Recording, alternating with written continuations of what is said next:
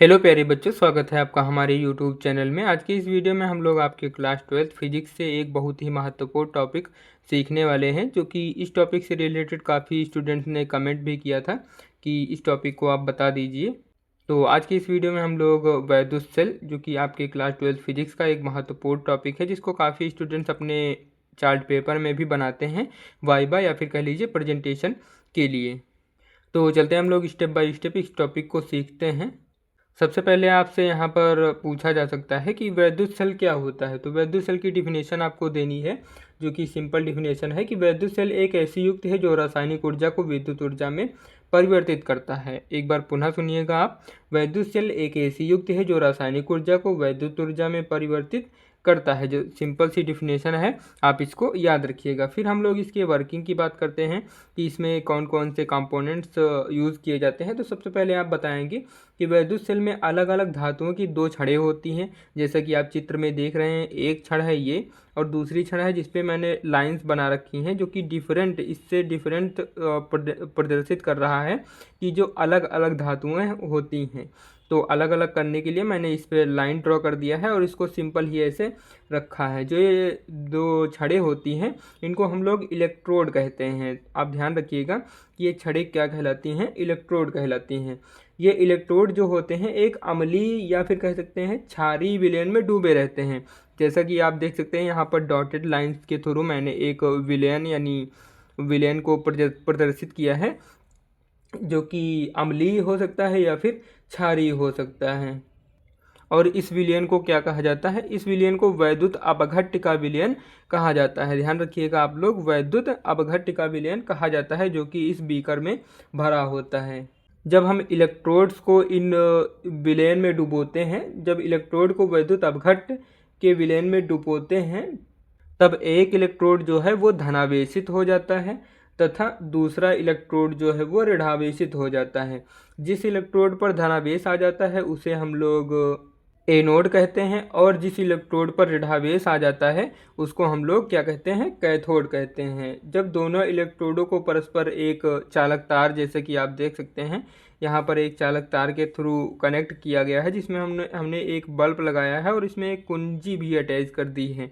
वहीं पर यहाँ पर मैं बता रहा हूँ कि जब चालक तार को हम क्या करते हैं, जब दोनों इलेक्ट्रोड्स को, एक ये इलेक्ट्रोड एक और एक ये इलेक्ट्रोड, जब दोनों इलेक्ट्रोड्स को परस्पर एक चालक तार से जोड़ते हैं तो उस तार में आवेश प्रवाह निरंतर होने लगता है। जैसा कि आप देख रहे हैं यहाँ पर आवेश जो है आई एम्पियर का यानी धारा प्रवाहित होने लगती है। जब हम इन तार को एक बल्ब के साथ हमने जब जोड़ा तो इसमें एक धारा प्रवाहित होने लगी है, जो कि इस बल्ब को निरंतर इसमें धारा प्रवाहित करके इसको एक स्थायी वैद्युत धारा का प्रवाह निरंतर बनाए रखे है। और इस प्रवाह को निरंतर बनाए रखने के लिए वैद्युत अपघट्य का जो विलयन होता है उसमें रासायनिक क्रियाएं लगातार होती रहती हैं।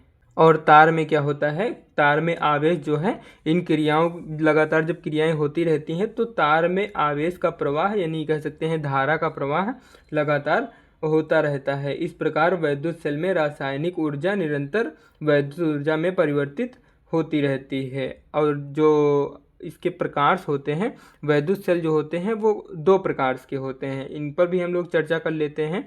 पहला जो प्रकार होता है, यहाँ पर मैं आपको बता रहा हूँ दूसरे पेज पर। तो वैद्युत सेल जो होते हैं वो दो प्रकार के होते हैं। जो पहला प्रकार होता है उसको हम लोग प्राथमिक सेल, और जो दूसरा प्रकार होता है उसको हम लोग द्वितीयक सेल कहते हैं। तो आप लिख सकते हैं अपने नोट्स में कि वैद्युत सेलों के प्रकार जो होते हैं वो वैद्युत सेल मुख्यतः दो प्रकार के होते हैं। पहला जो होता है प्राथमिक सेल, जिसके बारे में हम लोग जानते हैं। प्राथमिक सेल को हम लोग इंग्लिश में प्राइमरी सेल भी कहते हैं। और इस प्राथमिक सेल जो होते हैं, अब इसकी डिफिनेशन में क्या लिख सकते हैं आप? प्राथमिक सेल वे विद्युत रासायनिक सेल होते हैं जिन्हें प्रयोग के बाद दोबारा चार्ज नहीं किया जा सकता। एक बार पुनः सुनिएगा आप, प्राथमिक सेल वे विद्युत रासायनिक सेल होते हैं जिन्हें प्रयोग के बाद यानी उनका उपयोग करने के बाद उसको दोबारा चार्ज नहीं किया जा सकता। इसमें रासायनिक क्रिया एक ही दिशा में होती है, या फिर कह सकते हैं इसमें रासायनिक क्रिया जो होती है वो अनुत्क्रमणीय होती है, और एक बार इस्तेमाल करने के बाद इन्हें फेंक दिया जाता है। जिनके सामान्य उदाहरण आप अगर देखना चाहें तो आप लिख सकते हैं, इनके उदाहरण में लिख सकते हैं जैसे कि जो अगर पूछा जाए प्राथमिक सेल के उदाहरण दीजिए कि कौन कौन से ऐसे सेल हैं जिनको हम उपयोग करने के बाद फेंक देते हैं, तो आप लिख सकते हैं इसमें शुष्क सेल, शुष्क सेल एक नंबर ये लिख सकते हैं। दूसरा नंबर आप लिख सकते हैं मरकरी, मरकरी सेल लिख सकते हैं। और आप इसको लिख सकते हैं जिनका उपयोग रिमोट या घड़ी में होता है। आपने देखा होगा कि जो टीवी का रिमोट होता है उसमें हम लोग जो यूज़ करते हैं सेल, जैसा कि आप चित्र में इस तरफ देख सकते हैं, ये जो सेल होते हैं और जो घड़ी में भी यूज़ किए जाते हैं सेल, वो जो सेल होते हैं वो दोनों एक प्रकार के ही होते हैं। जब हम घड़ी का सेल ख़राब हो जाता है यानी उसकी बैटरी डाउन हो जाती है तो उसको चार्ज नहीं करते हैं बल्कि उसको रिप्लेस करवा देते हैं और उसके स्थान पर दूसरा सेल जो है उसमें पड़ जाता है और आपकी घड़ी जो है दोबारा काम करने लगती है। इसी प्रकार से रिमोट के भी साथ होता है। अब इसी क्रम में हम लोग जानते हैं द्वितीयक सेल के बारे में कि द्वितीयक सेल क्या होते हैं। तो द्वितीयक सेल की डिफिनेशन में आप लिख सकते हैं कि द्वितीयक सेल वे रिचार्जेबल बैटरियां हैं, या फिर कह सकते हैं द्वितीयक सेल वे बैटरियां होती हैं जिनको चार्ज किया जा सकता है, जिनको विद्युत ऊर्जा देकर बार बार चार्ज और उपयोग किया जा सकता है। इनमें होने वाली रासायनिक अभिक्रियाएं जो होती हैं वो उत्क्रमणीय होती हैं, जिससे चार्ज खत्म होने पर इन्हें फिर से सक्रिय किया जा सकता है। इन्हें संचायक सेल या फिर स्टोरेज सेल या द्वितीयक सेल भी कहते हैं। तो आप इनके नाम याद रखिएगा। द्वितीयक सेल को हम लोग क्या बोलते हैं, इसको संचायक सेल भी बोलते हैं, संचायक सेल भी बोलते हैं। और इसको स्टोरेज, क्योंकि यह जो है करंट को स्टोर करके रखता है और इसको दोबारा इसमें स्टोर किया जा सकता है, स्टोरेज सेल भी बोलते हैं। और द्वितीयक सेल भी, इस द्वितीयक सेल के नाम से भी इसको जानते हैं। तो इसके 3 नाम हैं, ये आप याद रखिएगा।